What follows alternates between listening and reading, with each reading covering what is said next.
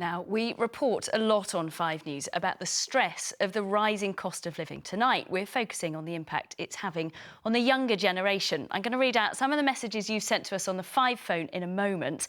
But first, some advice for parents and carers. Earlier, I spoke to clinical psychologist Dr Sheila Redfern, and I started by asking about the best way to talk to children about the cost of living crisis. So one thing is, don't minimise concerns, particularly when it comes to children feeling anxious or feeling really worried about both themselves and their family, because one thing that we also shouldn't negate is that children will be worrying about their parents and not just worrying about themselves. So I think another thing that's really important is for parents to communicate that although they understand their children's worries and they want to validate those, that also it's important to help parents be able to manage their own feelings about how stressful and how difficult it is at the moment living through these uncertain times. A lot of this is about uncertainty, isn't it? And children Mm. inevitably pick up something that they might have heard in the news or pick up things from home or from their friends. Yeah. How important is the language that we use in all of this, in talking to children?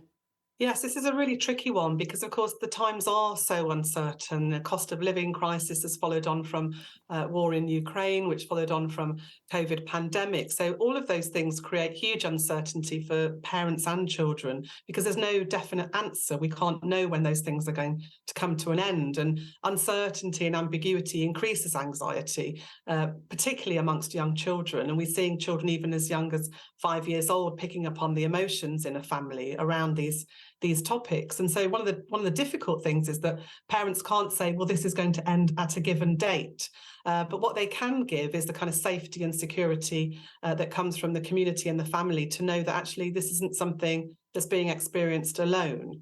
Because one thing that makes anxiety increase is a comparison with others. And I think with Christmas coming up, clearly that's always a point of comparison for lots of families is, am I going to get a lot less than perhaps my schoolmates are going to get? And that causes mood to dip inevitably. So I think there's something important maybe for parents to connect with other parents and to come to some kind of agreements about how they might handle Christmas and how they might deliver news. So that's something that's consistent across their child's friends' parents, not just something they're handling on their own. That's really good advice, because coming up to Christmas, it is an expensive time of year. I think Bank of England says the average household spends an extra £740 usually in December. Do you have any advice about what parents can say to their children about making this time of year joyful but not so stressful in this time?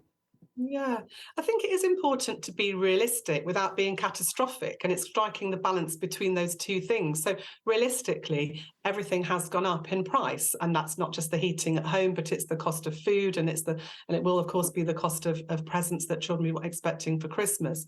So I think it's important to convey that is a reality for everybody, and not to try and hide that. I know lots of parents will often try to shield their children and pretend that everything's fine and they don't need to worry about grown-up things. But actually, that's not so helpful. And it is quite helpful for children to understand that parents are worried, but those worries can be managed, and that things might be a bit different this year, but there'll still be fun times, there'll still be time together, and still be time to kind of celebrate a family occasion and a space away from the normal routines.